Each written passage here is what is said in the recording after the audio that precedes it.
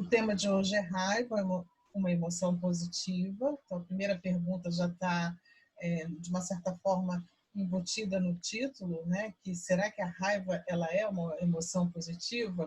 Não fizemos numa forma de pergunta, justamente porque a gente está querendo afirmar essa ideia que pode parecer uma ideia muito diferente para algumas pessoas, talvez uma ideia difícil de acreditar, mas é isso que a gente vai defender hoje, né? De que a raiva ela é uma emoção positiva, né? Então, primeiramente, vamos afirmar que todas as emoções são importantes, por isso é preciso trazer a raiva como um componente positivo da experiência emocional, não só negativo, e com isso a gente dá um outro valor, uma outra importância para a raiva, né? Então, a raiva também tem essa característica de ser ligada a uma experiência bem humorada, né? As pessoas com raiva têm uma energia para cima também, isso costuma estar ligado, assim como uma experiência mais intensificada de tristeza está ligada a um processo mais reflexivo, né? Então, uma vez eu ouvi isso e não gostei muito, mas a reflexão ela está mais acompanhada de um processo de experiência de tristeza, enquanto a raiva é um processo de experiência de um humor mais para cima, mais enérgico, né? Mais quente. E por isso, ao longo dessa apresentação, nós vamos ver diversas tirinhas da Mafalda, que é uma personagem, criança, menina, que costuma expressar a raiva, e com isso também trazer algumas ideias interessantes a partir de uma perspectiva bem humorada, né? Então, logo no início, essa tirinha diz: conhece-te a ti mesmo. Ela pensa: bom conselho, mas hoje não me apetece fazer turismo dentro de mim. Então, essa brincadeira, né, diante de um convite para que cada um possa pensar um pouquinho sobre si a respeito dessa experiência de raiva, a gente também dá a licença para que cada um possa responder: hoje não me apetece. E isso tem uma certa raiva, mas de uma maneira bem humorada, divertida, né? Então, a apresentação está dividida nessas quatro linhas aqui, 4 pontos, né? E, primeiramente, definir o que é emoção, o que é regulação emocional, depois definir raiva e a sua regulação, as implicações da raiva para a saúde física e mental, e, por fim, fechando, retomando, né, as ideias que foram trabalhadas, a gente poder reconhecer a raiva em seus aspectos positivos. Então, é importante a gente falar também que todas as emoções elas passam por um processo chamado de autorregulação, né? E essa autorregulação ela ocorre nas nossas interações cotidianas. Então, todas as emoções elas são vividas num contexto relacional e por isso elas são emoções vitais, não só porque elas mexem com toda a nossa resposta física, elas envolvem o nosso corpo como um todo, mas elas também estão no interior das nossas relações, nesse sentido, no mundo, e aí no exterior, né, na relação com as pessoas. Então, ela é tanto uma experiência interna do meu mundo privado, quanto ela é uma experiência externa, em que as pessoas podem ler a minha face, ouvir a minha voz, ver o meu gestual físico e entender qual é a experiência emocional que eu estou vivendo naquele momento, né? Então, a questão especificamente da raiva, normalmente ela está muito ligada à ideia do controle, e a gente vai poder trabalhar também que a questão do controle da raiva, ela não é necessariamente ter que expressar como explosão, mas ela também não significa que você tem que conter e você é proibido de sinalizar de alguma forma sobre a experiência que está sendo vivida. Então, para isso a gente precisa entender a diferença entre esses conceitos, o que é autocontrole e o que é autorregulação, né? Então, o autocontrole refere-se à capacidade de alterar as próprias respostas diante de um padrão, ideias, valores, expectativas sociais que são do meu grupo e que eu valorizo e que eu entendo que elas são importantes no sentido de que eu possa perseguir essas regras, né? obedecer a essas regras para alcançar objetivos a longo prazo. Então, a raiva ela é muito específica nesse sentido, como uma experiência emocional que demanda que a gente esteja atento a qual é a regra do grupo, né? Todas as emoções têm que estar atento, mas a raiva especificamente porque ela não é uma emoção permitida de uma maneira geral, às vezes para certos grupos, às vezes para certas situações. Ela é uma emoção que tem regras bem delimitadas, né? Então, esse autocontrole que visa o alcance de objetivos também pode ser chamado, uma outra palavra para se falar desse processo é autorregulação. Mas há uma distinção que a gente vai fazer imediatamente depois. Antes, vamos ver o quadrinho, né? A Mafalda está conversando com a sua amiguinha, que alguém me falou o nome e eu esqueci de novo. Ela diz, a amiguinha da Mafalda: ouvi dizer que a primavera é a estação do amor. Você acha que é isso mesmo? Mafalda responde: acho sim, a primavera é a estação do amor. E aí ficam as duas pensativas, né, envolvidas por aquela emoção tão maravilhosa que é o amor. E aí vem a amiguinha e grita: quer dizer que vamos ter que arquivar todos os nossos ódios até o verão? Então, se você está na primavera, não tem espaço para a expressão do ódio, né? Então, essa ideia de que há regras, né? E a Mafalda se assusta e pensa, bom, não é bem assim, né? As emoções não são fechadas nas estações. Imagino que ela tenha pensado. Então, o autocontrole, a diferença em relação à autorregulação é que o autocontrole ele é deliberado, ele é consciente, ele é baseado no esforço e ele é parte da autorregulação. Então, a autorregulação envolve o autocontrole, mas não necessariamente, porque a autorregulação tem a ver com os processos homeostáticos que fogem à minha capacidade de manter ou não. Então, por exemplo, a questão da temperatura. A temperatura do corpo ela é autorregulada em processos físicos que ocorrem em mim, mas eu não tenho como deliberadamente fazer uma mudança nisso, a não ser que, por exemplo, se eu sinto que eu estou com um pouco de febre, eu posso tomar um banho, né, numa temperatura que eu sei que ajuda a diminuir, a baixar essa temperatura e, nesse sentido, eu conscientemente, deliberadamente, faço alguma coisa que está no meu controle para que esse processo de autorregulação no meu corpo funcione de uma maneira que eu quero, né? Então, é claro que a gente pode ter alguma interferência na autorregulação, mas não é algo que a gente domine, como é a ideia do autocontrole, que permite, quer dizer, está nas minhas mãos, restringir ou suplantar uma resposta, que é justamente o que mostra essa imagem de uma mulher evitando aqueles donuts, né? Não quero isso, por favor, para longe de mim, porque eu estou de dieta. Então, isso depende exclusivamente dessa resposta pessoal para que, talvez no impulso de querer comer aquele doce, ela pode conscientemente, deliberadamente mudar esse impulso e dizer, não, eu não quero isso, né? E é interessante pensar também que numa situação de baixa de glicose, por exemplo, esse impulso pode ser muito mais forte e dificultar a minha escolha. Então, numa situação de baixa de glicose, eu tenho que forçosamente mudar essa situação comendo um doce.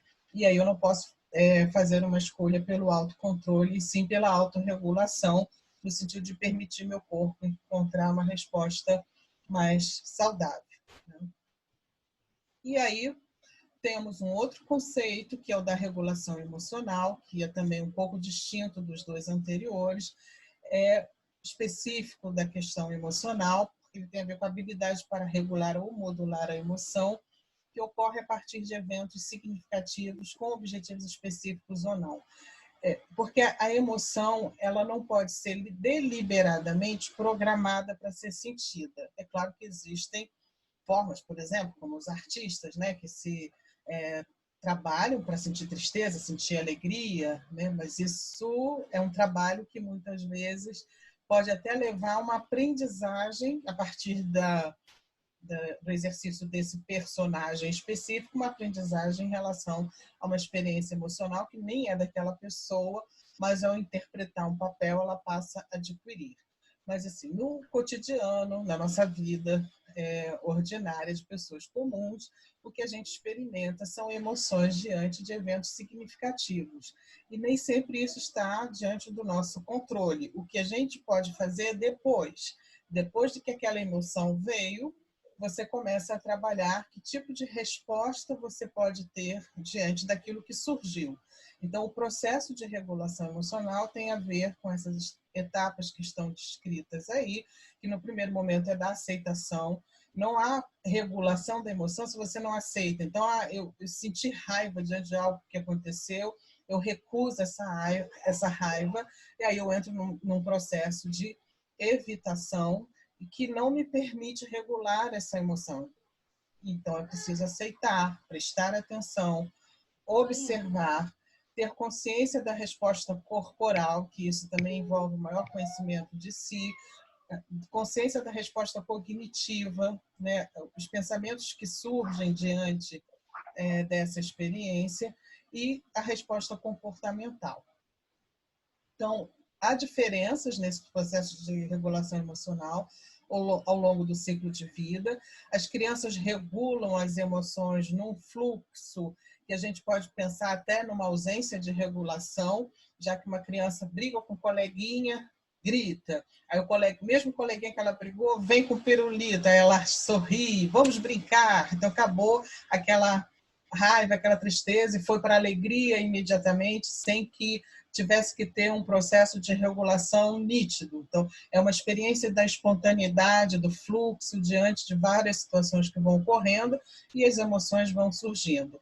Quando você entra na adolescência, ou mesmo um pouco antes, quando você entra no processo de maior habilidade da linguagem, você está na escola, você começa a inserir um outro aspecto no processo de regulação, que é a capacidade de narrar o que você sentiu, né? Então, as crianças começam a falar assim, você me magoou, você me machucou, olha o que você está fazendo comigo, e isso entra também no processo de regulação, a partir de um distanciamento, que é essa habilidade de descrever o que se está sentindo, né? Na adolescência, isso é aprimorado, isso é enriquecido com o desenvolvimento da capacidade cognitiva, com o desenvolvimento cerebral, que aí não no sentido só da abstração, mas de todo o processo, né, da ligação da resposta do cérebro com o corpo, né? Tudo isso passa a ser integrado, e a imagem do coração que se integra com o cérebro, né? A gente pode pensar assim, ao longo do desenvolvimento, o cérebro começa a ter um papel mais importante na regulação emocional, mas não quer dizer que o restante do corpo também não seja importante. Então, a adolescência marca esse período em que essa integração vai ser feita entre um maior desenvolvimento do cérebro e respostas viscerais, né, que vêm de todo o corpo. Outra característica da regulação emocional é que há diferença da regulação entre as experiências emocionais consideradas positivas e negativas, ou seja, as emoções não são nem negativas nem positivas em si, sempre bom lembrar, mas a gente pode ter diferentes vivências de diferentes emoções e dar a elas diferentes valências, e isso também vai ter consequências ao longo da fase da vida, né? Então, eu posso ter preferência por sentir tristeza e valorizar a tristeza. É possível isso, né? Adoro ouvir uma música de força e regulo a minha experiência emocional a partir do contato com uma música que é triste, né? E ao longo do desenvolvimento, né, quanto mais velhas as pessoas vão ficando, a tendência é que a gente escolha cada vez mais as experiências emocionais de valência positiva na nossa trajetória, né? Então, as pessoas mais velhas falam assim, eu não quero passar por isso, eu não quero essas relações, eu não quero essa situação, porque eu estou escolhendo aquilo que eu vou viver para o meu bem-estar. O outro aspecto da regulação emocional é que ela é social, predominantemente no início, na infância. Ela é muito regulada de fora, no sentido dos pais que cuidam das crianças, né? Paulatinamente, ao longo do desenvolvimento, ela vai sendo internalizada, mas não significa que chegou na vida adulta não tem mais importância a regulação social, ou seja, as pessoas, as nossas relações continuam sendo importantes no processo de corregular, né? Se eu sou uma pessoa mais agitada e tal, eu posso até gostar de conviver com pessoas que são mais tranquilas, porque isso me corregula para uma calma. Ou ao contrário, eu quero agito, eu sou muito tranquila, vou me aproximar de pessoas que me corregulam para essa agitação. Então, vamos falar agora das dimensões da raiva, né? Psicologicamente, ela surge, né, de situações que são de frustração com alguém ou com alguma coisa, né, que não aconteceu, ou com um ego ferido, ameaçado, invadido, injustiçado, né, quando alguma coisa que você valoriza e foi ameaçada, né? Então, ela surge como uma forma de protesto, como uma forma de proteção também, invadir o meu espaço, a minha privacidade, a minha forma de vida, está querendo negar o que eu sou, então eu vou me proteger, a raiva aparece nesse momento, né? E também na tentativa de retirar um obstáculo, ou uma ameaça física, um insulto, né? Então a proteção é uma resposta física mais assim, enquanto tirar o obstáculo é uma resposta física mais para frente, né? Então, fisiologicamente, tem aumento da pressão, ruborização da face. Então, as imagens mostram um pouco isso, essas mudanças da expressão da face na raiva, né? Evidência das veias da testa e do pescoço, tensão muscular, que nas imagens não aparecem, mas podem aparecer nos ombros, né? Nas pernas também. Alterações da respiração, que na raiva tendem a ficar mais curta, e podem ser também acompanhadas de uma ação de desprezo em relação ao objeto, né, da raiva, que é a imagem da mulher, né? Então, é uma mistura entre raiva e nojo, que também é muito interessante pensar como as emoções elas são pontuais, mas elas são complexas no sentido de que uma experiência emocional se liga à outra, e às vezes é difícil a gente até identificar que elas estão completamente isoladas. Então, esse é um dos casos. A raiva pode se associar com o nojo. Então, mostrando mais claramente a face desse personagem, né, do Lie to Me, em que as sobrancelhas juntas e decaem, o maxilar fica apertado, né, os lábios mais finos, com a margem vermelha ficar mais castanha, um enrugamento da testa, né, a pessoa passa o olhar também um pouco assim de cima, com a testa franzida, né, a contração das têmporas, cerrar de olhos, né, aquele olhar fulminante, a contração da raiz do nariz, a dilatação das narinas, né? As narinas se abrem quando a pessoa está com raiva, é quase que como se já está sendo avisado que vai dar o bote, né?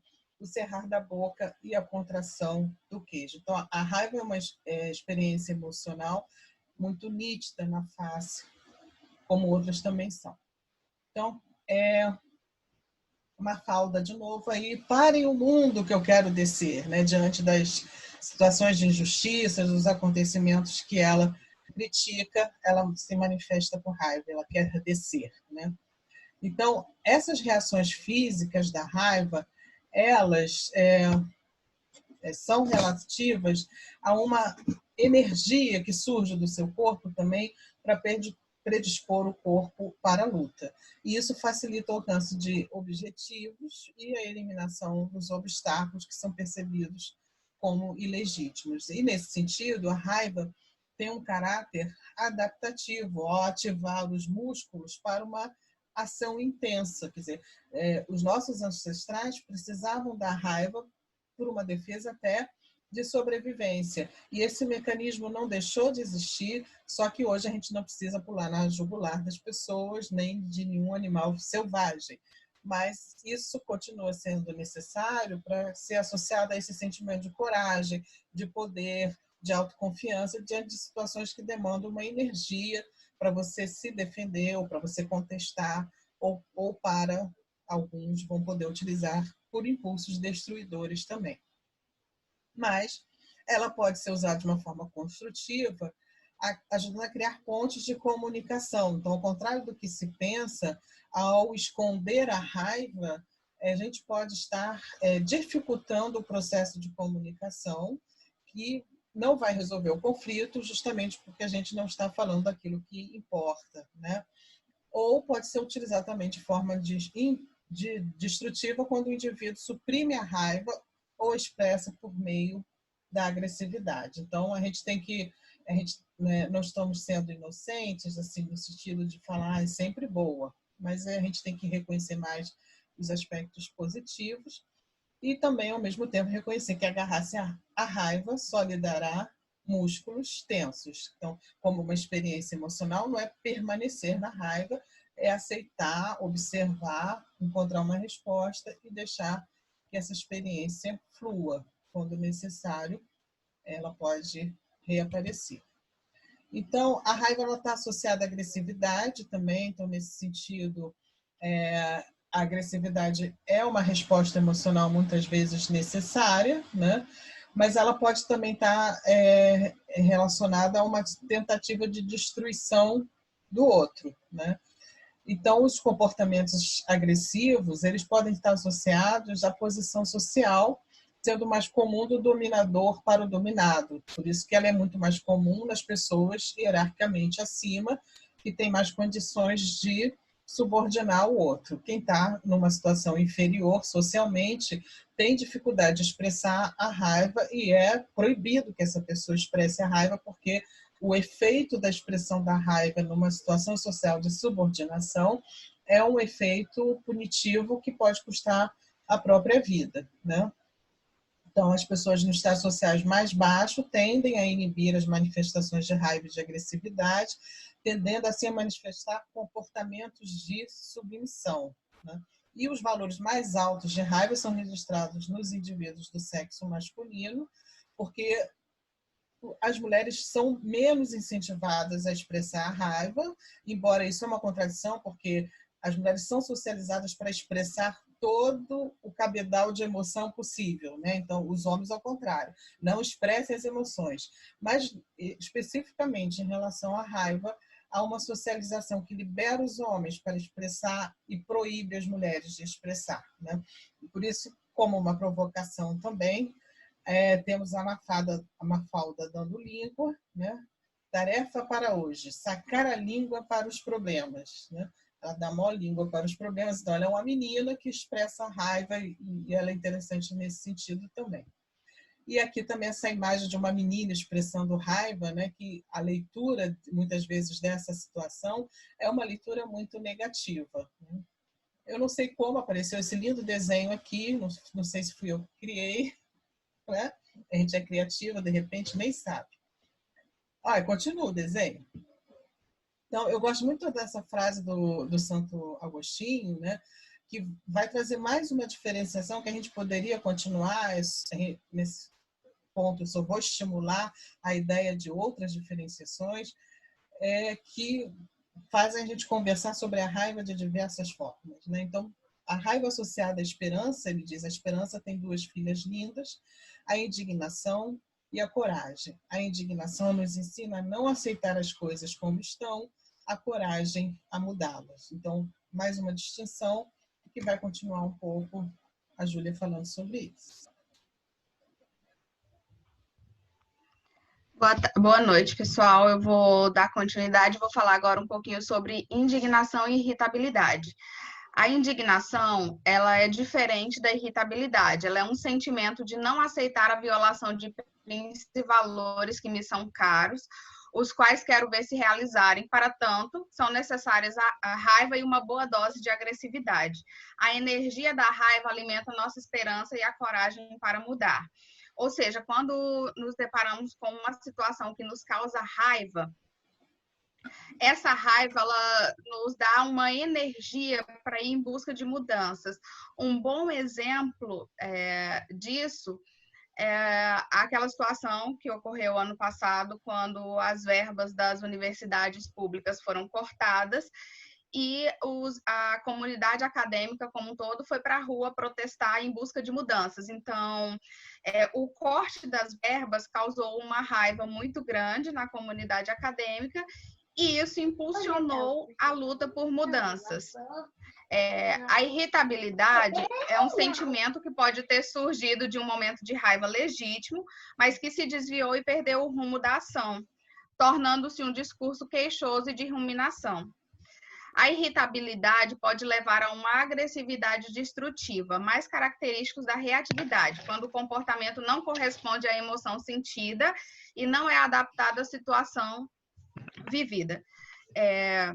Eu fiz esse bonequinho aqui, não sei se está dando para vocês verem, que fala um pouquinho sobre essa questão do equilíbrio. Por exemplo, aqui na cabeça, é o bonequinho da Gestalt, ele fala um pouco de completude. A cabeça, ela corresponde aos pensamentos, o coração aos sentimentos, os membros, braços e pernas às sensações físicas e as mãos e pés, o comportamento. Então, tudo tem que estar em equilíbrio. Para a raiva ser um sentimento adaptativo, para a raiva ser algo adaptativo, normal, esse bonequinho ele precisa estar em equilíbrio. O que eu estou pensando, ele precisa estar em equilíbrio com o que eu estou sentindo, com as minhas sensações físicas e com a forma que eu estou me comportando. Quando eu estou pensando uma coisa e o meu comportamento é outro, aí já entra em desequilíbrio. No caso da raiva, aí a raiva ela já passa a ser um sentimento desadaptativo, um sentimento destrutivo. Pode passar, Ed.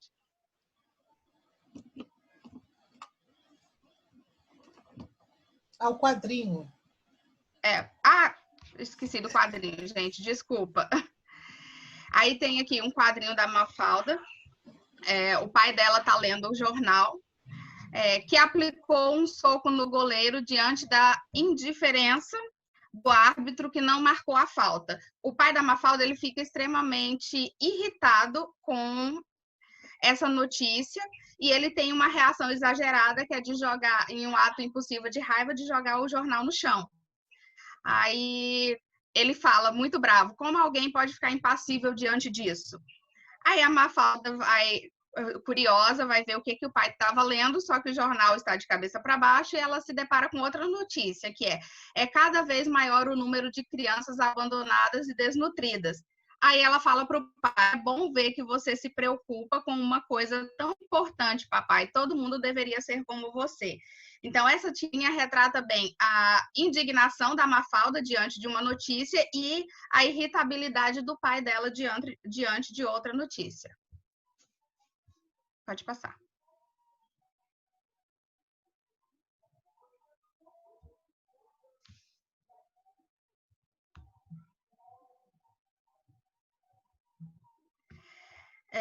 Trouxemos aqui algumas questões para que vocês possam refletir. Eu vou pedir para que cada um de vocês tome nota, ao invés de de nos responder essas perguntas agora, que vocês anotem e no final a gente vai abrir um espaço. Quem quiser pode compartilhar suas respostas, mas o nosso objetivo mesmo é um momento de reflexão. Então, quais são os meus valores? Quais valores estão relacionados à situação vivida no Brasil hoje, que é toda essa questão do isolamento social, essa pandemia, o número de pessoas que estão infectadas, o número de pessoas que estão morrendo, toda essa situação que nós estamos vivendo hoje, que é uma situação completamente atípica. Como eu tenho respondido emocionalmente a essa situação que eu estou vivendo? Identifique os valores em torno da resposta emocional. Aí eu vou dar uns minutinhos para que vocês possam escrever e peço que vocês me respondam aqui pelo chat quando eu puder dar continuidade.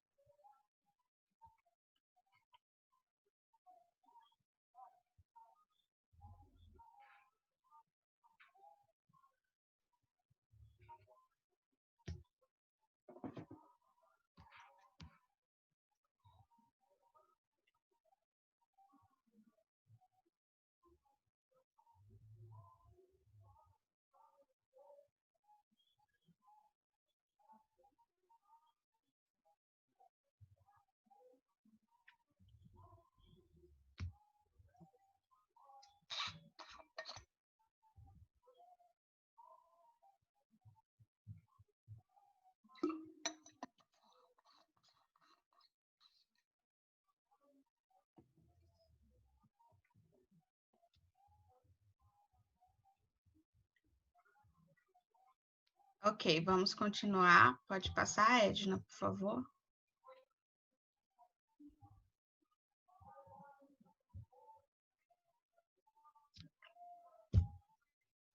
Mais uma reflexão. Como percebo o que está acontecendo comigo? Qual é a minha percepção disso que está acontecendo comigo agora? Então, observem o que está acontecendo com o corpo de vocês. Observem quais têm sido os comportamentos de vocês diante disso tudo. Observar os pensamentos e escrever observando como flui essa experiência. Vou dar mais alguns minutinhos. Quando puder, vocês avisam aqui.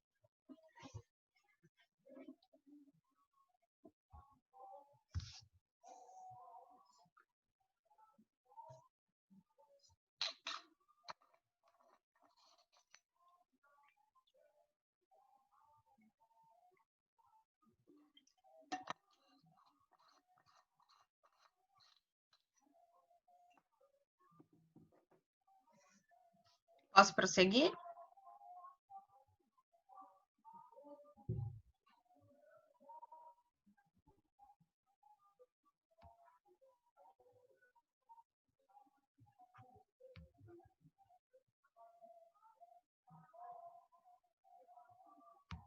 Ok, vamos continuar. Pode passar, Edna, por favor.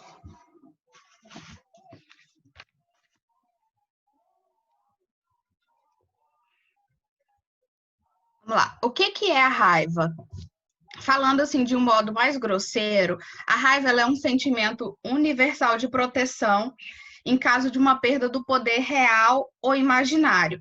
Ou seja, é um estado de alerta em que nós entramos quando percebemos que o nosso poder ele está correndo risco, seja um risco real ou não. A raiva ela afeta a cognição, o campo afetivo e o comportamento individual. A avaliação negativa dos outros é uma consequência cognitiva da raiva. Cinismo e agressividade são comportamentos típicos de quem lida inadequadamente com a raiva.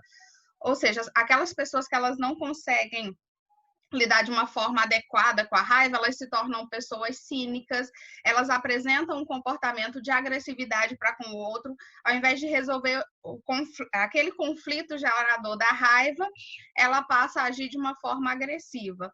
O desenvolvimento processual da raiva tem 6 componentes, que são o evento desencadeador do sentimento, avaliação subjetiva do evento, estresse emocional, resposta comportamental da raiva, reavaliação das condições e o escalonamento da raiva, podendo evoluir ou regredir. A raiva é desencadeada pelo sistema límbico e se origina na amígdala, parte do centro de controle das emoções do cérebro. Estimulada por uma mensagem de perigo físico ou emocional, ela ativa a glândula pituitária, que libera hormônio adrenocorticotrófico, redutor dos níveis de atenção periférica por 30 minutos. O que isso significa? Diante de uma situação de raiva, nós prestamos atenção apenas àquele evento que desencadeou a raiva. Todas as outras contingências, elas ficam meio que esquecidas. Nós não prestamos atenção nas diversas contingências que estão envolvidas, apenas naquele evento que desencadeou a raiva. E isso pode fazer com que a pessoa ela haja por impulso, ela tome decisões por impulso, o que pode levar a consequências drásticas. Esse hormônio é responsável pela ativação das glândulas suprarrenais que estão relacionadas ao processo cognitivo de tomada de decisões, que é o que eu acabei de falar. Muitas vezes, nesses momentos, a gente costuma agir por impulso, tomar decisões no impulso, e a capacidade de tomar decisões racionais baseadas no julgamento lógico do contexto diminui consideravelmente com a raiva. Ou seja, diante de uma situação de raiva, a gente costuma agir por impulso e não de uma forma racional. Nós não costumamos avaliar a situação para tomar uma decisão racional, uma decisão pontual, uma decisão pensada. É mais no impulso. Pode passar, por favor, Ed.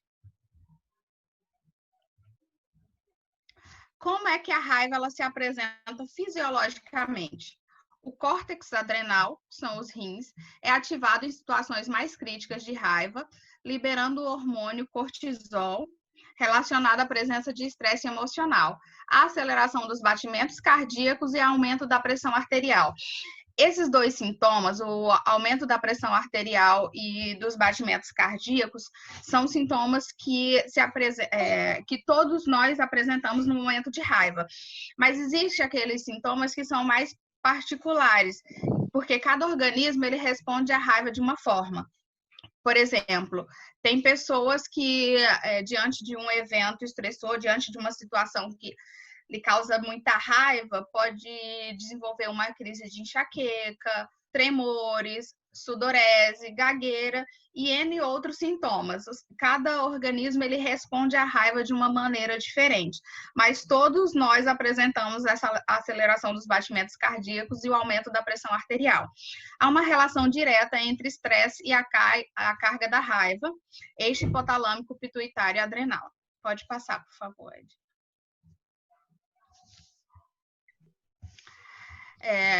Contexto da raiva. A caracterização disfuncional da raiva depende da frequência, duração, intensidade e consequências. Ou seja, quando a raiva ela tem uma frequência muito alta, os episódios de raiva têm uma frequência muito alta, uma duração muito longa, são muito intensos e trazem consequências devastadoras, a raiva ela já passou a ser disfuncional. Ela já não é um sentimento adaptativo, já não está mais na normalidade. A história de vida influencia a forma de expressão e avaliação das consequências. A contribuição ambiental é superior à genética no que diz respeito à raiva. Por quê?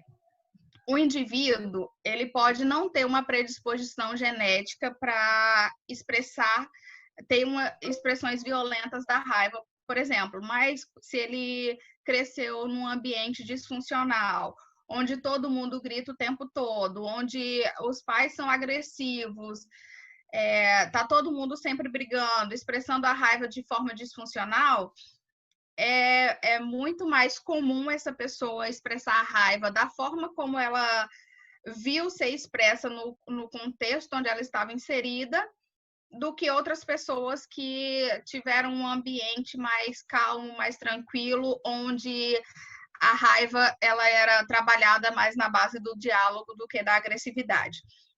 A raiva disfuncional é associada ao estresse emocional, favorecedor do aparecimento dos sentimentos negativos.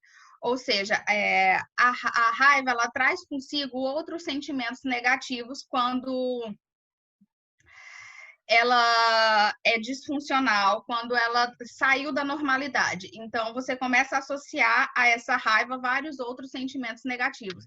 Por isso que é essencial que haja esse equilíbrio entre esse bonequinho, entre o que eu estou pensando, com o que eu estou sentindo, com as minhas sensações físicas e o meu comportamento. Porque todos os sentimentos que a gente vivencia são importantes. Todos os sentimentos, eles são importantes, mas eles são importantes e são adaptativos se forem na medida certa, quando ele está em equilíbrio com os outros sentimentos. Quando um dos nossos sentimentos ele entra em desequilíbrio com os outros, ou seja, eu começo a sentir com uma frequência maior, eu começo a expressar de uma forma mais desadaptativa, aí ele passa a ser desadaptativo, ele passa a ser negativo e ele passa a gerar consequências. Pode passar, Edna, por favor.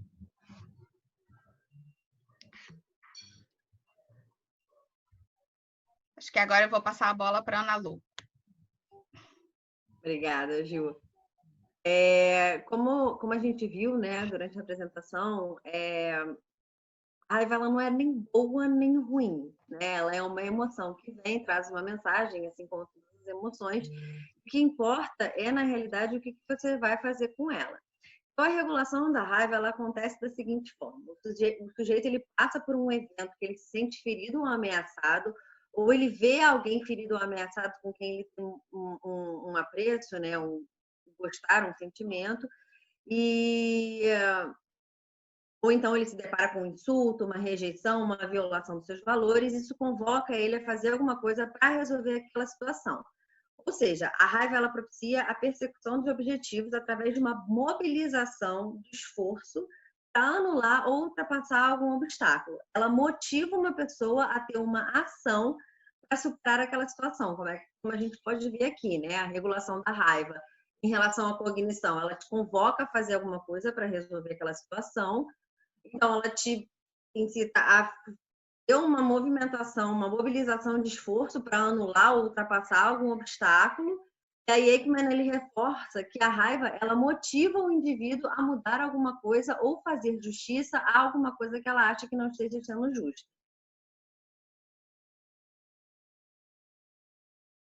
E aí a gente vai falar um pouquinho sobre como a raiva ela pode afetar a saúde física e mental, né?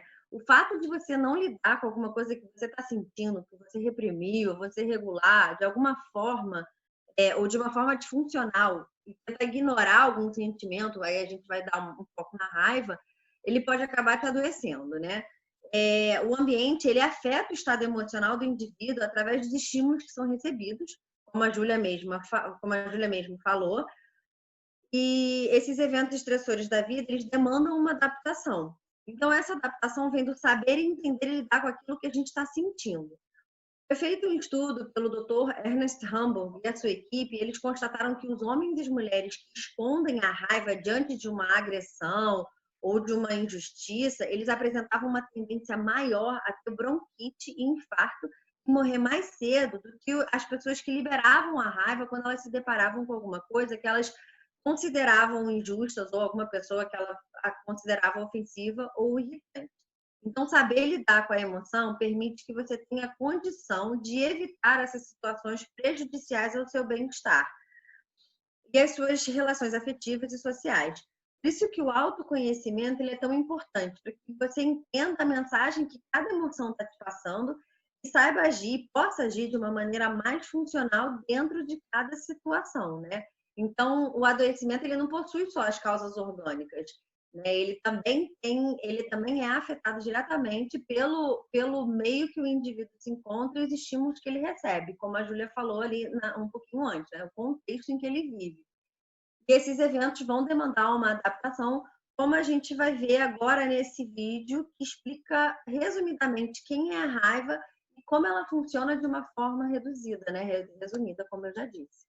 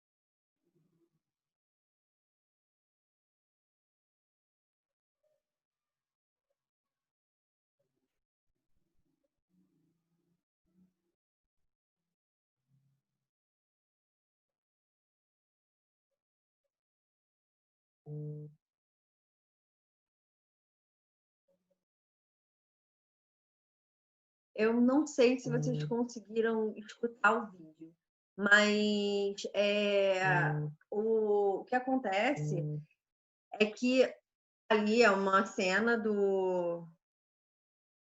Ah, tá. Então, ali é uma cena do filme Divertidamente. Eu não sei se vocês já viram, mas vale a pena ver. Divertidamente, ele apresenta pra gente o que são as emoções básicas, né? E o que acontece dentro do vídeo? O pai está oferecendo brócolis, aí a Nojo fala... Oi. Desculpa, é que eu estou com raiva porque eu não configurei para dividir o som, mas vou passar de novo. Conseguiu configurar? Rapidinho. Consegui. Ah, tá, então vai lá. Eu não percebi isso.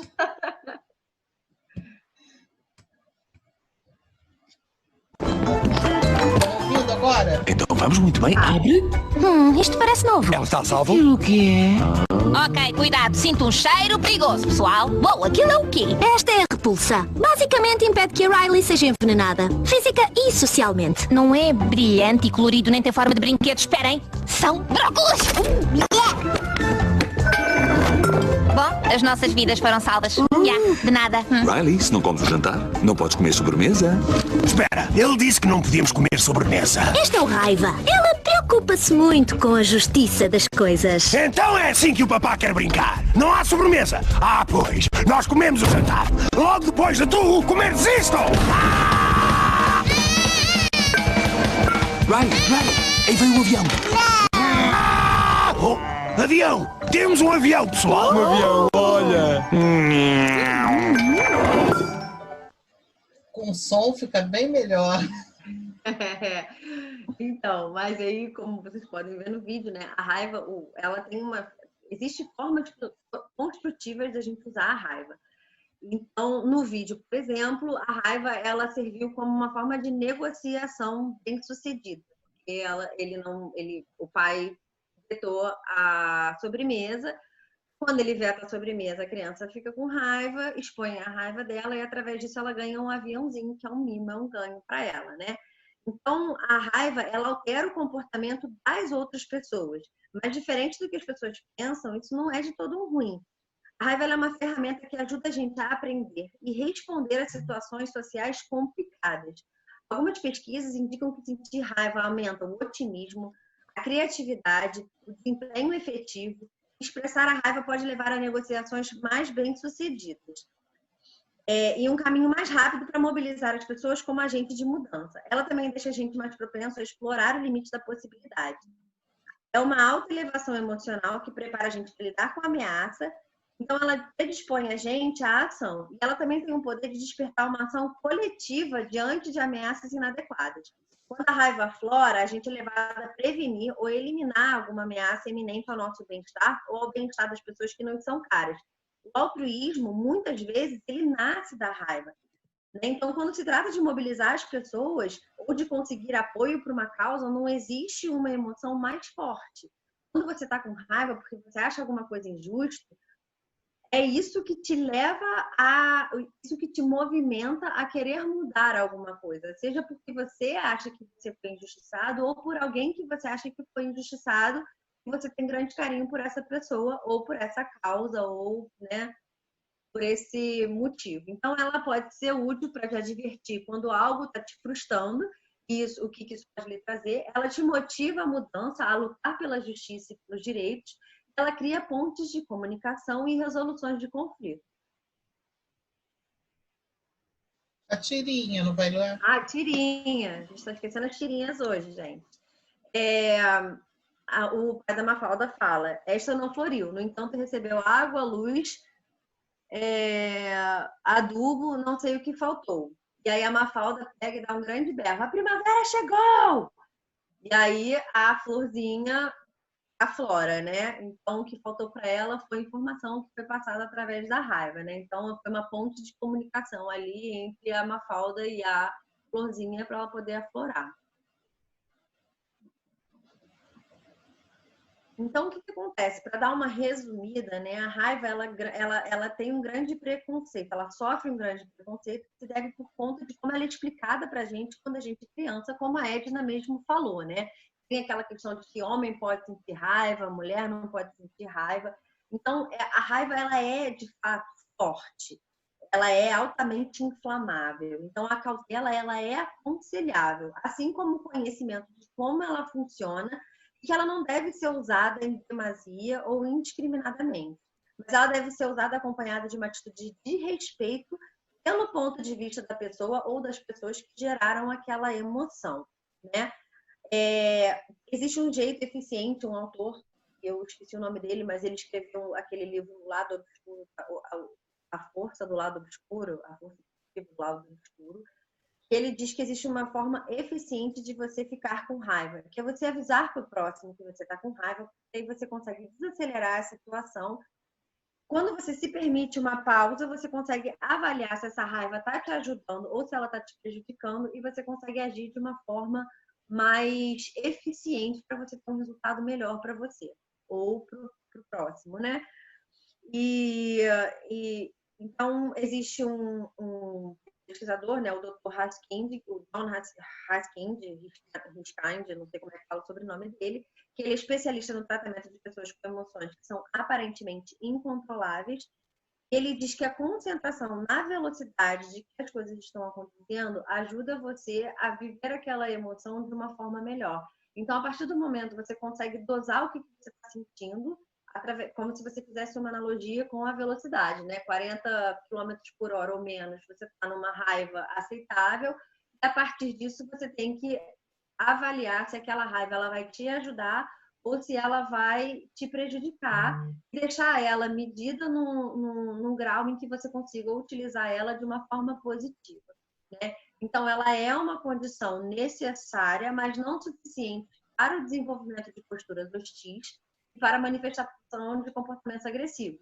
Tudo depende da velocidade, né, da intensidade da raiva que você tem. E apesar dela ser vista como uma resposta negativa, ela tem o seu lado positivo, como lutar por uma causa justa, defender você ou os seus valores ou as pessoas que você ama. As suas reações físicas, elas destinam-se à liberação de energia, o que te predispõe para a luta. Ela tem um caráter adaptativo, que ela ativa os seus músculos para ação intensa, que desencadeia um sentimento de coragem, poder e autoconfiança, que pode ser conduzido para um comportamento assertivo e eficaz. E ela também facilita na persecução de objetivos, mobilizando o indivíduo a anular ou ultrapassar os obstáculos que interferem na execução de uma tarefa ou para você chegar num objetivo. Aí eu vou passar a fala para a Edna para ela poder dar a dica e as referências para vocês. Então, né, terminando, a gente vai dar algumas dicas para vocês poderem continuar pensando na raiva, se desejarem dessa forma, né? Sugerimos um livro, A Virtude da Raiva, que foi escrito pelo neto do Gandhi, que justamente a partir dessa ideia de que um personagem como Gandhi, que era um pacifista, ele não sentiria raiva, ele não teria essa emoção tão destruidora, não, muito pelo contrário, o livro vai falar justamente de como ele, o neto, o Arun, aprendeu a sentir e a expressar a raiva com o avô. O caderno de exercícios para viver sua raiva de forma positiva, escrito por franceses, é bem interessante, bem didático, né, na linha que a gente está trabalhando aqui, e que vai te dando algumas dicas práticas de como lidar com a raiva. Esse outro livro, A Coragem de Não Agradar, que são dois japoneses que escrevem sobre um autor que quem é da psicologia pode conhecer, mas ele também é pouco usado, né, nos cursos, que é o Adler, né? E que ele justamente vai dar a importância de você usar a raiva para um processo de autoafirmação, né? Não, e isso seria um uso positivo da raiva. Os filmes, né? Porque os filmes sobre raiva são muitos, né? E os filmes sobre raiva estão muito ligados à justiça e às vezes ao humor também, uma coisa mais de esculacho, tipo escorregar na banana, tem um pouco de raiva e todo mundo ri, mas essa é uma forma de raiva mais infantil, mas também utilizada. Então, os filmes que trouxe aqui como dicas, né?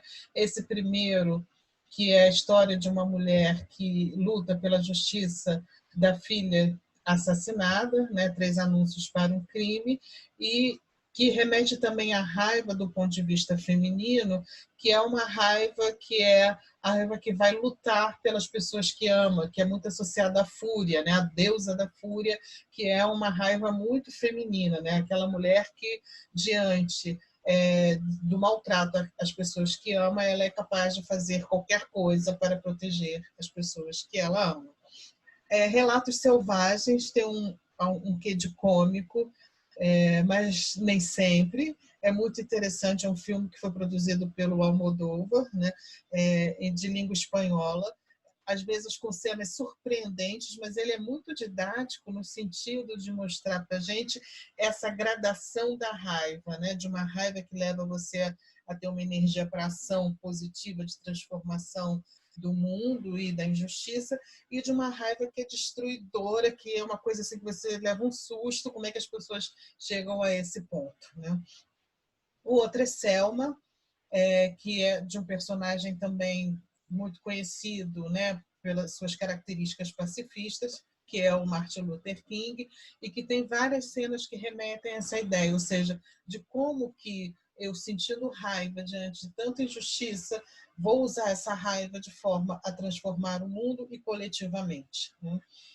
E o outro filme mais recente, Bacurau, que é uma catarse, né? Não é nenhum estímulo para que todo mundo expresse a raiva, como aparece no Bacurau, mas ele é uma catarse porque algumas situações são tão absurdamente opressoras, né? E Bacurau é um exemplo disso. Como diante de uma situação tão absurdamente opressora, você usa a sua raiva para mudar a situação. Esperemos que ninguém passe por isso, né?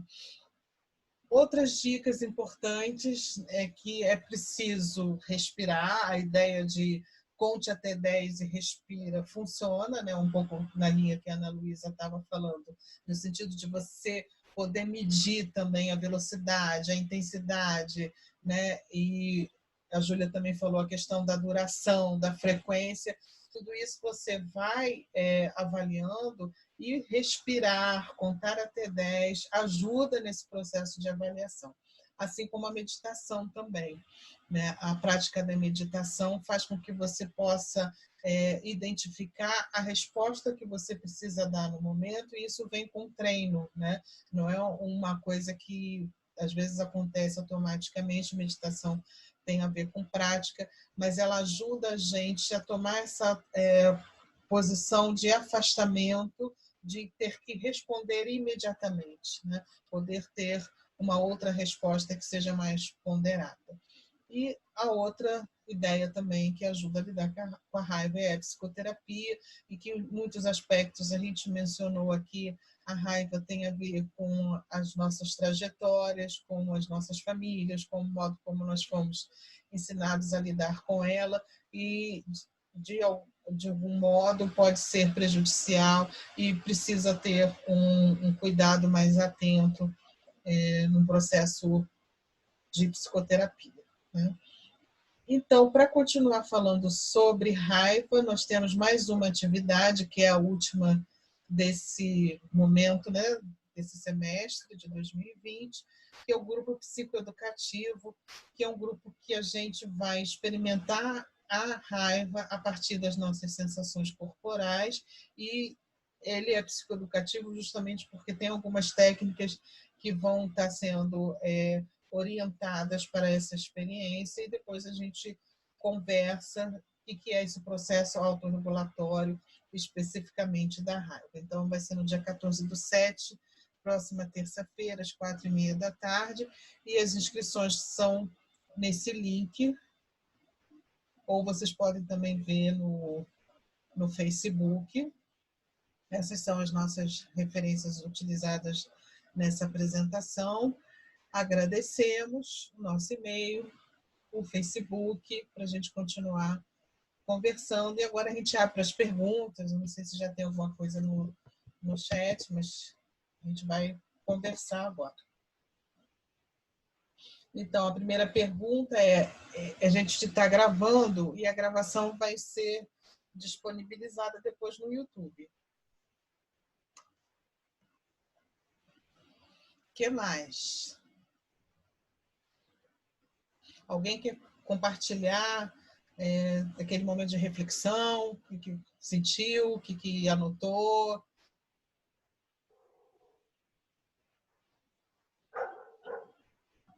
Gente, se alguém tiver alguma pergunta também, não quiser falar, pode mandar aqui pelo chat que a gente vai respondendo. Queria fazer uma pergunta. Camila? Isso, Camila. É sobre, acho que foi a Ana Luísa que citou essa parte, né? Falando sobre como que a raiva pode estimular de alguma forma a nossa criatividade. Eu queria um pouco entender, né, melhor o que seria isso, que link que vocês entendem, que eu fiquei eu entendo, mas não entendo. Então, acho que eu fiquei com essa dúvida, assim, de como uma coisa se linka com a outra. Como a raiva ela é uma emoção que leva a gente a uma ação, a gente precisa achar formas de sair daquela situação, de superar algum obstáculo, né? Então, se você está dentro de uma situação em que você acha que você está injustiçado ou que o próximo está injustiçado, você precisa achar formas de sair. E aí, isso é o que estimula a criatividade. Existem umas pesquisas que também estão nesse livro que eu falei, né? O lado bom, a força do lado escuro. Eu vou pegar, ele está logo ali e aí eu te digo qual é o nome dele direitinho. Ele fala sobre essas pesquisas que as pessoas, eles perguntaram para as pessoas sobre quais eram as utilizações de tijolo, né? Como é que você poderia utilizar o tijolo? E nisso eles fizeram, antes dessa pergunta, eles botaram um grupo de controle para não ver nada, era um grupo neutro, e um grupo para ver imagens que fossem incitar a raiva nessas pessoas. E aí, através disso, eles perceberam que a galera que viu as imagens para incitar a raiva tinham mais criatividade nas respostas, né? Davam mais opções de resposta. Então, eles acreditam que pelo fato de você ter que criar uma estratégia para você lidar com aquilo, ou superar aquele obstáculo, ou melhorar aquela injustiça, aquilo ali faz com que aflore a criatividade em você. Eu consegui responder a sua pergunta? Sim, sim, conseguiu. Vou pegar o livro aqui e vou te passar. Tá bem. Indiretamente ajudou até na escrita aqui da minha monografia. Que bom.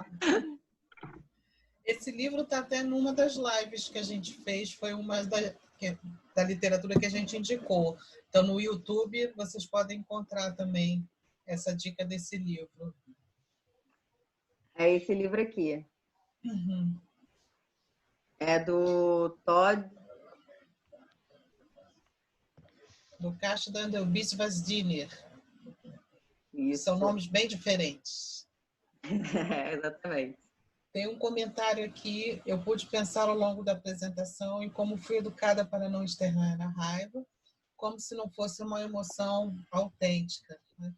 Então, justamente o que a gente falou. Então, como é a Raquel criada, né, como uma mulher, provavelmente teve essa experiência de não ter estimulado a expressar a raiva. E é muito interessante você usar a palavra autêntica, justamente por essa ideia estar ligada, né, à expressão de si e à autoafirmação. A raiva tem muito a ver com isso, né? Tem muito a ver com essa capacidade que você tem, se me permitem, né, de ligar o foda-se e falar o que você pensa. E isso não é estimulado para as mulheres. E aí a gente não vivendo a experiência da raiva, a gente também passa a ser prejudicada na experiência da construção de si, na perda da autenticidade. Por exemplo, falar palavrão é uma coisa que eu me permito nessa fase da minha vida, não foi sempre assim. Aí Raquel falou, sim, autoafirmação. O que mais? Quem quiser pode continuar escrevendo, Júlia, Ana Luísa, se quiserem também comentar mais. Tem uma mensagem aqui da Renata. Eu pensei nos momentos em que as emoções se confundem quando choramos de raiva e temos a emoção de raiva destituída ou lida como tristeza. Uhum. Tá.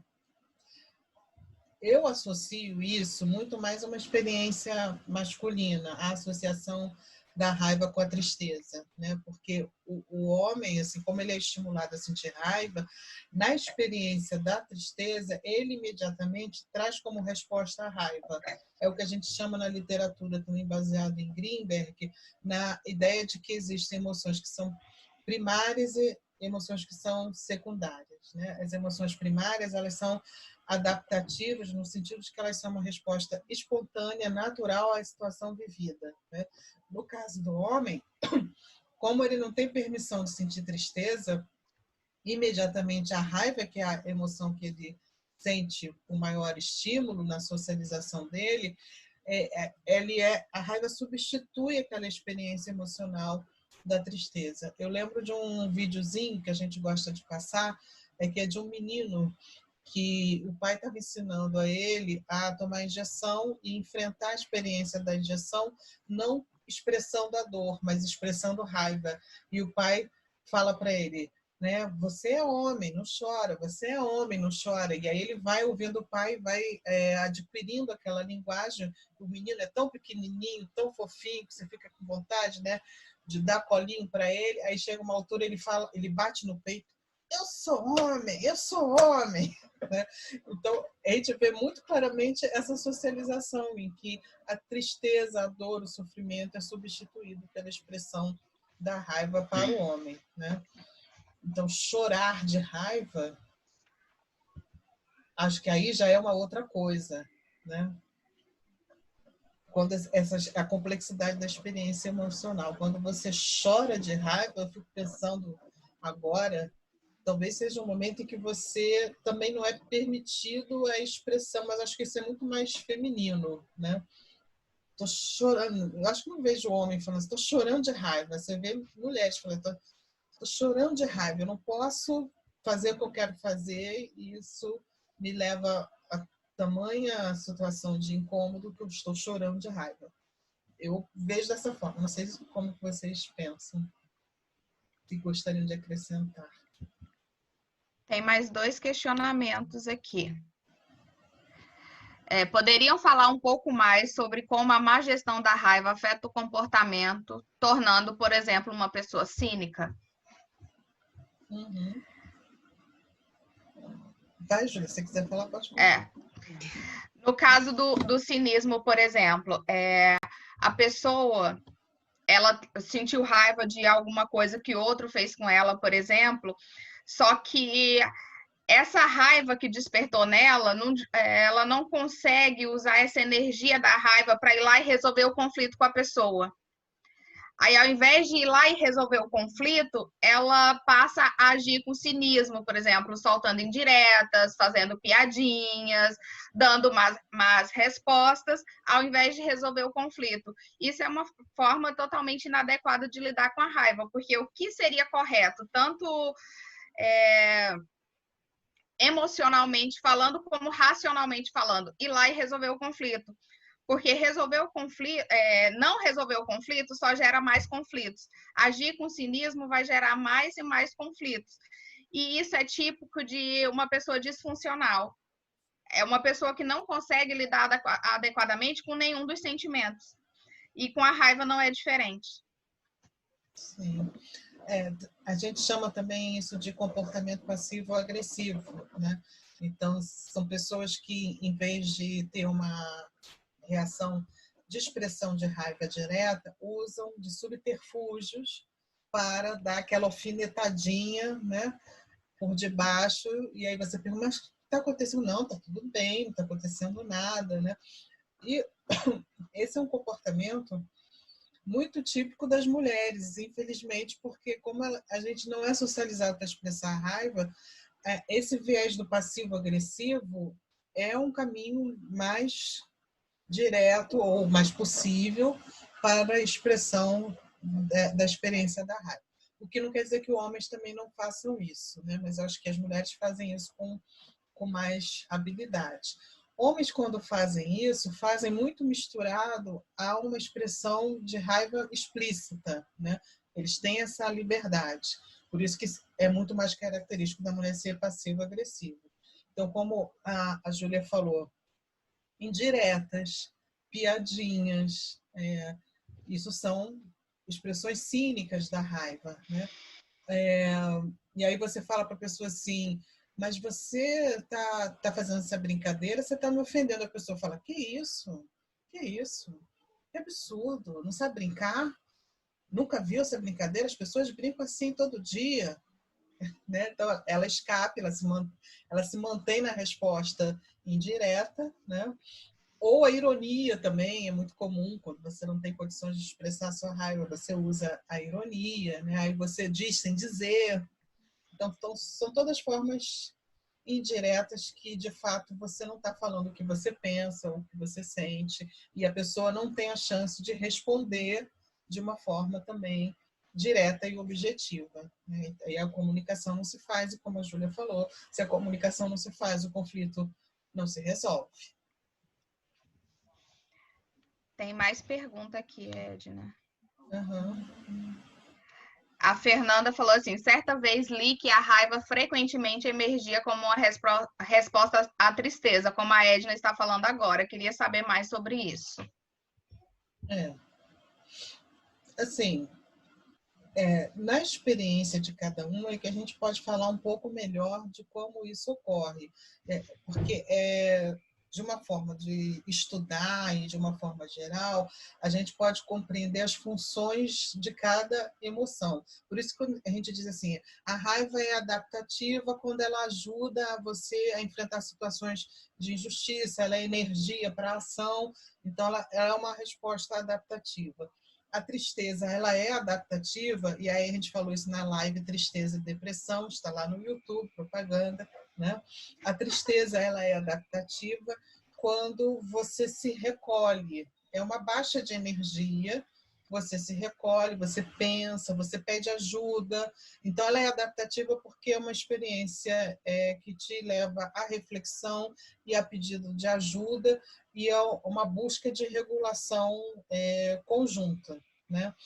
Então, o desadaptativo está nisso também, quando você, na situação, em vez de você expressar a emoção, que seria a emoção adaptativa àquela situação, você encontra outra. E é nesse sentido que raiva e tristeza são uma parceria, muitas vezes, desadaptativa, né? Em que a raiva surge para escamotear a tristeza.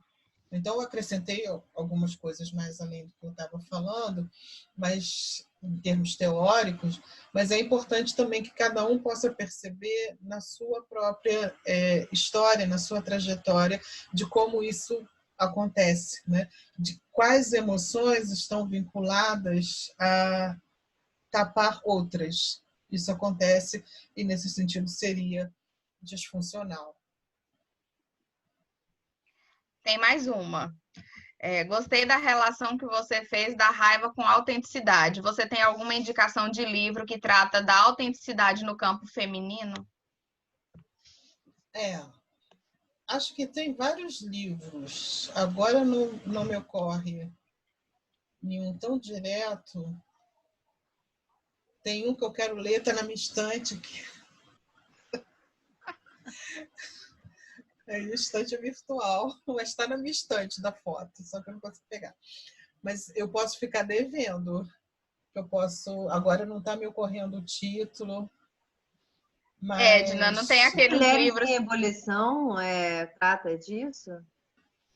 As Mulheres em Ebulição tratam da Julie Holland, trata por alto, né? Sim.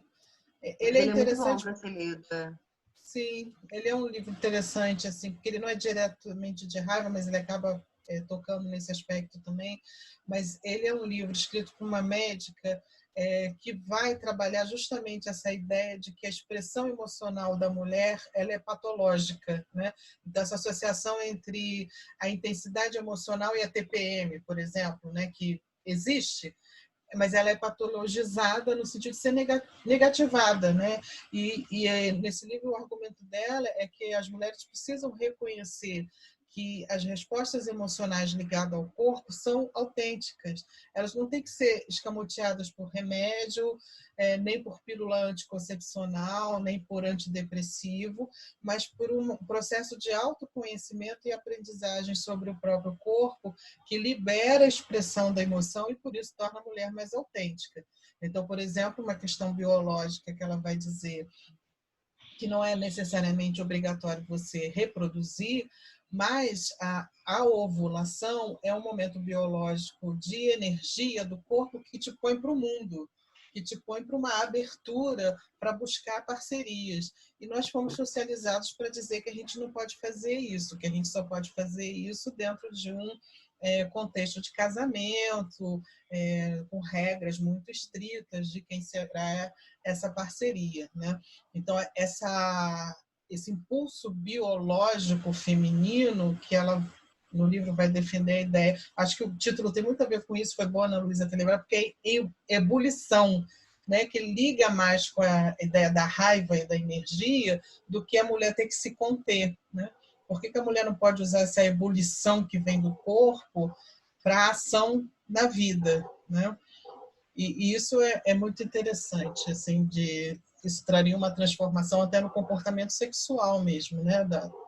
Se a gente reconhecesse, porque eu estou pensando em termos de justificativas biológicas, né, para o comportamento do homem. Por exemplo, se diz, o homem tem raiva, o homem é agressivo porque ele tem uma condição física muscular de maior força, que indica que ele tem maior capacidade de expressar a raiva, né? Ok, mas isso varia de mulher para mulher. Tem mulher que pode ser mais forte do que homens, né? O homem ele precisa de várias parceiras sexuais porque ele tem mais sêmen, que seria também uma outra justificativa biológica. E aí, pelo argumento dela no livro, né, a autenticidade feminina passa pela possibilidade, se a gente for ligar à reprodução, passa pela possibilidade de definir quem é o parceiro dela, ou a parceira, né, como não passa pela reprodução. Mas seria você dar à mulher a condição de gerenciar o seu próprio corpo e não ser mais uma imposição social. Esse livro é bárbaro. Muito obrigada por lembrar. Não estava lembrando dele. Mulheres em Esse Evolução. livro é maravilhoso. E ela até fala, tem uma hora que ela fala da própria raiva e do fato que, como você falou, né, ela é médica, então ela tem essa concepção da raiva, e aí ela fala da questão da raiva dentro do hipotálamo, que ela fala que as mulheres, a memória influencia as emoções, o hipocampo é conhecido como centro da memória, ele pode acalmar as reações impensadas desencadeadas pela amígdala, a área do cérebro responsável pelo medo, agressão e pela raiva. E ela é maior nos homens e possui mais receptores para testosterona. Mulheres têm o hipocampo maior. Então, quando pressionada pelo estresse, a amígdala ganha funcionalidade, enquanto o hipocampo perde. Razão pela qual, quando você entra em pânico, você não consegue lembrar muito das coisas. E ela fala muito sobre essa questão de você entender direito o que você sente, né? Você conversar com você mesmo para você saber lidar com aquilo ali de uma forma melhor. Não simplesmente aceitar que, por exemplo, a sociedade impôs isso, então é ponto, é isso que eu tenho que fazer. Todo mundo fala que eu tenho que tomar remédio, então eu tenho que tomar remédio. Pelo contrário, ela explica muito essa questão de você não tomar remédio para você sentir de verdade o que você precisa sentir, né? Sim, sim. E interessante isso, essa relação com a questão do cérebro, também do hipocampo, que me fez lembrar que, como o da mulher é aumentado, né, eu associei agora, na expressão da raiva feminina, é muito comum as lembranças do que aconteceu, né? A mulher lembra de tudo, tem uma lista. Né? Enquanto o homem fica assim, quê? Quando? Como é que isso aconteceu? E ela tem uma memória na hora da raiva que é impressionante. Ela não sou eu, entendeu? É ela. Sou eu. Agora você veja, Júlia, a Ana Luísa está um primor, né? Tem um livro aqui, aí pega o livro, não é virtual, Ana Luísa não é virtual. O pior é que eu coloquei todos os meus livros para voltarem para o consultório agora, então eu só estou com esse na mão. O outro foi uma parte do livro que eu escrevi no caderno que estava aqui do meu lado. Quando eu falei dela, que você falou, eu lembrei que eu tinha essa parte, aí eu busquei. Bom, são seus registros. Isso. Mas aí a gente tem aqui a Fernanda querendo registrar o parabéns ao grupo. Foi muito útil e clara a forma como vocês expuseram o tema. Muito obrigada, Fernanda. Gente, só para lembrar, a Fernanda é de Santa Catarina, tá? Tem gente de Santa Catarina prestigiando a gente aqui. Olha que legal. Olha, que bacana. Eu não sabia. E a Raquel falou que ela sempre teve bode do termo TPM, porque isso é muitas vezes usado para nos desqualificar, como se não tivéssemos motivos reais de indignação. Uhum.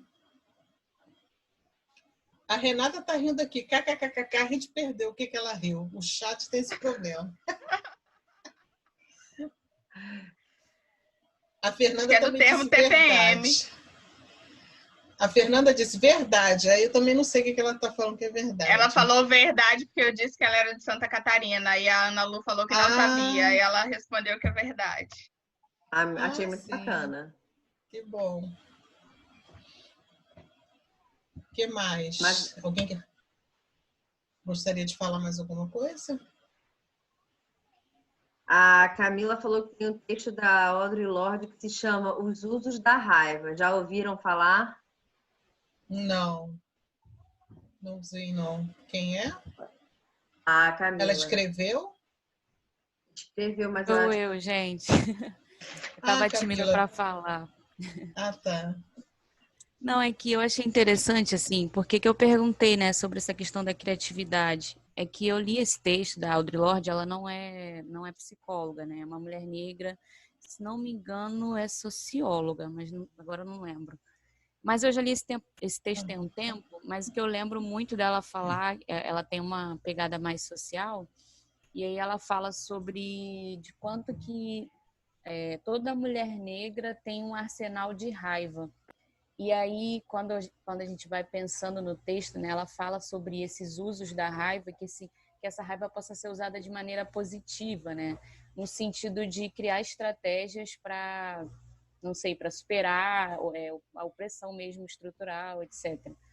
E aí eu não lembro detalhes, assim, mas eu fiquei pensando nele agora, quando vocês foram falando dessa questão de achar maneiras de sair dessa sensação, né, da raiva.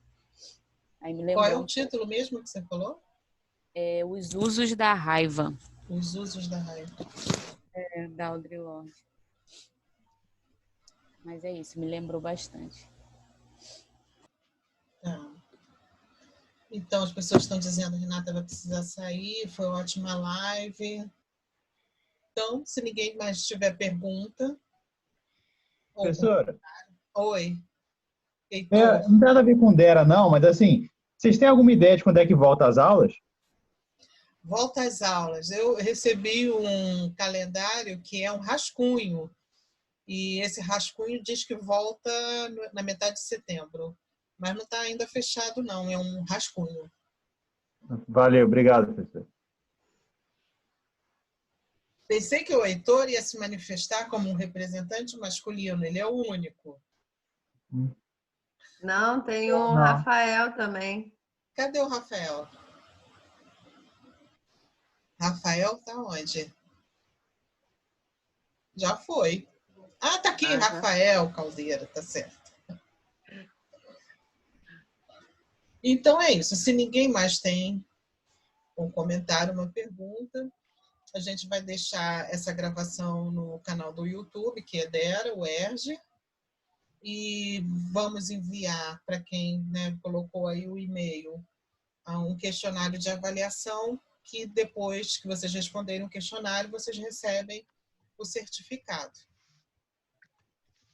É isso. Então, obrigada pela presença de vocês. Até a próxima, que no caso vai ser só semestre que vem, que a gente já tem alguns temas sendo preparados, como convivência familiar, propósito de vida, LGBTQIA+, e drogas. Acertei. Fui, direto. Então, tá bom, gente. Beijo. Obrigada, Júlia. Obrigada, Ana Luísa. Parceria. Obrigada. E até a próxima. Até a próxima. Tchau, gente. Beijo. Foi um prazer. Tchau, gente. Bom final de semana. Tchau. Já tá chegando, mas amanhã tem reunião. Beijo. Precisava lembrar disso logo agora? Não fique com raiva. Passar raiva. Beijo, tchau. Beijos. Tchau, tchau.